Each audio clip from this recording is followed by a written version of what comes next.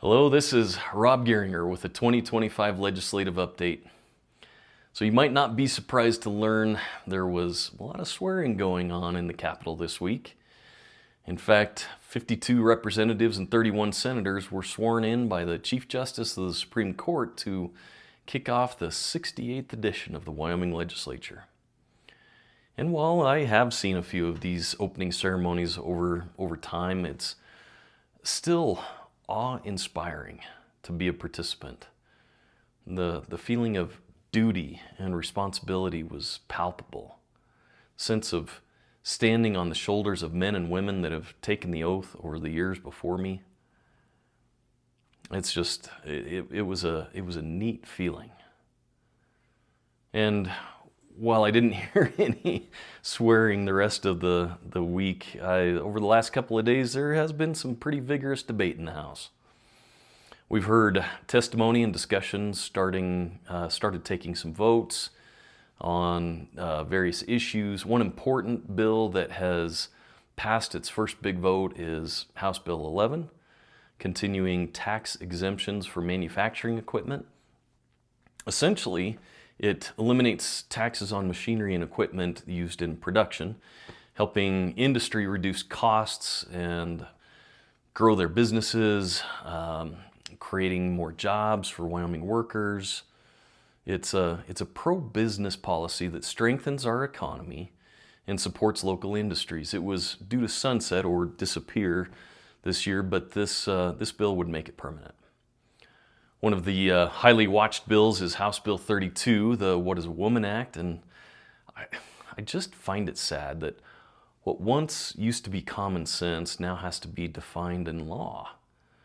Whether it's this bill or the Protecting Women's Privacy in Public Spaces or requiring our college athletes to compete in intercollegiate athletic competitions, sporting events based on biological sex. You know, I would prefer that we could go back to the days where we just knew on our own how to divide the sexes without having government getting involved in having to define it. But unfortunately, we're past that point, and I've been voting to move this bill forward. And the final reading is this week in the House, and then it'll switch over to the Senate. There are bills that have to do with abortion, coal severance tax, ESG policy, firearms, elections, immigration, and really much more that the House has started to take action on. The same really holds true for the Senate too. They're dealing with a whole bunch of different issues, but one in particular I'm interested in, and most of you are too, is Senate File 136 that has to do with the 25% property tax exemption. It will be interesting to see if the Senate expects the resulting burden to be borne by the cities and counties, or if they will propose taking money out of savings and backfilling the city and county revenues with that. I've been hearing feedback from some of you and would love to hear more from all of you. In particular, I've gotten emails about House Bill 100 having to do with teacher certifications. And as of right now, it hasn't been taken up by the House, but I'm sure it will be soon. We'll start getting into House Bill 46, dealing with homeschool freedoms this week.